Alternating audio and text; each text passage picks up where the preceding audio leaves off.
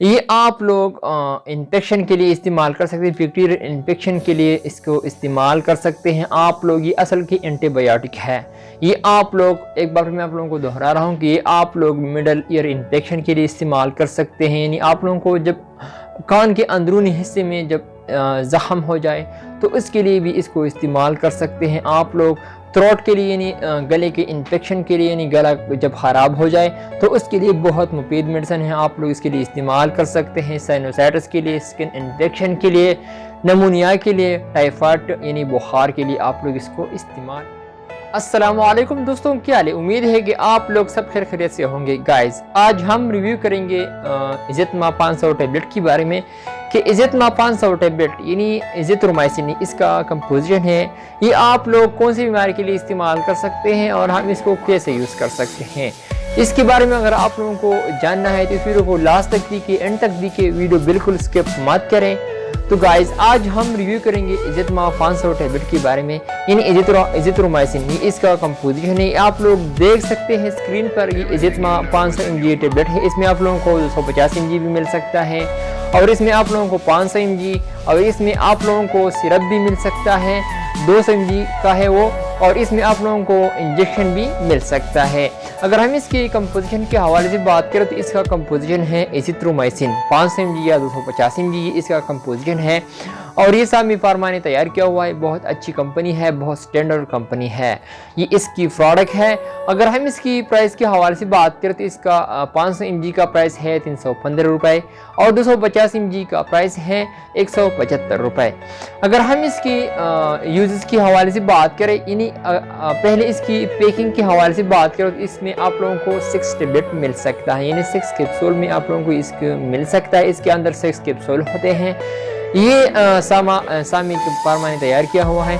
अगर हम इसकी यानी यूज़ के हवाले से बात करें, यानी कौन सी बीमारी के लिए हम इसको यूज़ कर सकते हैं, तो गाइस चलते हैं इसकी यूजेस की तरफ। ये आप लोग मिडल ईयर इन्फेक्शन के लिए इस्तेमाल कर सकते हैं, यानी जब भी आप लोगों को ईयर का इन्फेक्शन हो या फिर आप लोगों को ईयर के अंदरूनी हिस्से में आप लोगों को इन्फेक्शन हो जाए, ज़ख़म हो जाए या फिर स्वेलिंग हो जाए, तो इसके लिए भी इसको इस्तेमाल की जाती है। बहुत मुफीद टैबलेट है, डॉक्टर प्रिस्क्राइब करते हैं। और ये थ्रोट के लिए इस्तेमाल कर सकते हैं आप लोग, यानी गले की, अगर आप लोगों को गले का मसला हो या फिर आप लोगों को गला ख़राब हो या फिर आप लोगों को आवाज़ नहीं निकलता, तो उसके लिए आप लोग इसको इस्तेमाल कर सकते हैं। इसके लिए भी बहुत मुफीद मेडिसिन है। और इसके लिए आप लोग साइनोसाइटिस के लिए भी इसको इस्तेमाल कर सकते हैं। अगर आप लोगों को जब भी साइनोसाइटिस का मसला हो तो डॉक्टर ये रिकमेंड करता है एजिथ्रोमाइसिन, ये आप लोग साइनोसाइटिस के लिए भी इसको इस्तेमाल कर सकते हैं। और ये आप लोग स्किन इन्फेक्शन के लिए भी इसको इस्तेमाल कर सकते हैं। अगर आप लोगों को स्किन में किसी भी जगह पर लोगों को इन्फेक्शन हो या फिर आप लोगों को दाने निकलने आते हैं स्किन पर, तो उसके लिए भी इसको इस्तेमाल की जाती है। बहुत मुफीद मेडिसिन है, इसके लिए भी आप लोग इसको इस्तेमाल कर सकते हैं। और आप लोग नमूनिया के लिए इस्तेमाल कर सकते हैं। अगर आप लोगों को जब भी नमूनिया हो जाए या टाइफाइड हो जाए तो इसके लिए आप लोग इसको इस्तेमाल कर सकते हैं। या फिर आप लोगों को मैंने बताया कि नमूनिया, टाइफाइड, बुखार, फ्लू वगैरह, इसके लिए आप लोग इसको इस्तेमाल कर सकते हैं। एजिथ्रोमाइसिन इसके लिए बहुत मुफीद मेडिसिन है।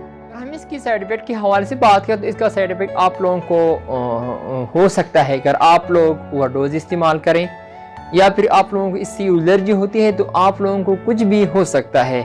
इसमें आप लोगों को चेस्ट पेन भी हो सकता है, इसमें आप लोगों को ये शामिल है साइड इफेक्ट में। आप लोगों को चेस्ट पेन भी हो सकता है, लो ब्लड प्रेशर भी आप लोगों को हो सकता है। इसके साथ आप लोगों को लॉस ऑफ एपेटाइट यानी आप लोगों को बदहज़मी भी हो सकती है। इसके साथ आप लोगों को वोमिटिंग भी हो सकती है, नाज़िया भी हो सकती है। इसके साथ आप लोगों को कॉन्स्टिपेशन भी हो सकती है, स्टमक पेन भी आप लोगों को हो सकता है, डायरिया भी हो सकती है, हेडेक भी हो सकती है, स्टमक भी अपसेट हो सकता है। अगर आप लोगों को यह अलामत ज़ाहिर हुआ तो आप लोग फ़ौरन डॉक्टर से रुजू करें, फिर इसके इस्तेमाल करें ताकि आप लोगों को कोई बाद में कोई मसला ना हो। अगर हम इसकी तरीक़ा इस्तेमाल के हवाले से बात करें तो आप लोग इसको कैसे यूज़ कर सकते हैं, तो आप लोग एक कैप्सूल रोज़ाना इस्तेमाल कर सकते हैं, यानी ओडी आप लोग इसको इस्तेमाल कर सकते हैं। खाने के बाद भी आप लोग इसको इस्तेमाल कर सकते हैं और खाने से पहले भी आप लोग इसको इस्तेमाल कर सकते हैं। अगर आप लोग खाने के बाद इस्तेमाल करते हैं और फिर आप लोगों को डायरिया भी हो सकती है, अगर आप लोगों को डायरिया हो जाती है यानी कब्ज़ होता है, तो आप लोग इसको नहार मुँह ले लें ताकि फिर आप लोगों को डायरिया भी नहीं होगा यानी कब्ज़ नहीं होगी, यानी आप लोगों को पेचस नहीं होगा।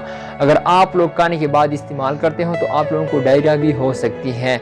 अगर आप लोगों को डायरिया हो तो आप लोग एक कैप्सूल इस नहार मुँह इसको इस्तेमाल करें 2 घंटे या फिर 1 घंटा खाने से पहले आप लोग इसको इस्तेमाल करें ताकि आप लोगों को बाद में भी परेशानी ना हो। तो आप लोग एक कैप्सूल रोज़ाना इस्तेमाल कर सकते हैं। दोस्तों मैंने आप लोगों को बता दिया इज़्ज़त में 500 टैबलेट के बारे में, यानी इज़्ज़तुर्रहमन के हवाले से मैंने आप लोगों को बता दिया।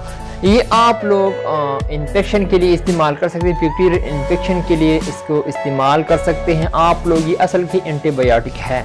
ये आप लोग एक बार मैं आप लोगों को दोहरा रहा हूँ कि ये आप लोग मिडल ईयर इन्फेक्शन के लिए इस्तेमाल कर सकते हैं, यानी आप लोगों को जब कान के अंदरूनी हिस्से में जब ज़ख़म हो जाए तो इसके लिए भी इसको इस्तेमाल कर सकते हैं आप लोग।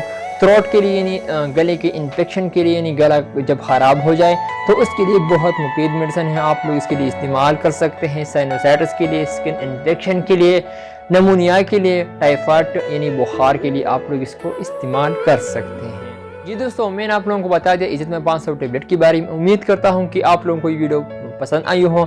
अगर वीडियो पसंद आई हो तो इस वीडियो को लाइक भी करें, कमेंट्स भी करें, लेकिन आप लोग एक बात ज़रूर याद रखिए कि हम आप लोगों को सिर्फ इंफॉर्मेशन देते हैं। आप लोग जब भी कोई भी ये टैबलेट इस्तेमाल करते हो तो आप लोग डॉक्टर से रुजू करें फिर इसको इस्तेमाल करें ताकि आप लोगों को बाद में कोई परेशानी ना हो।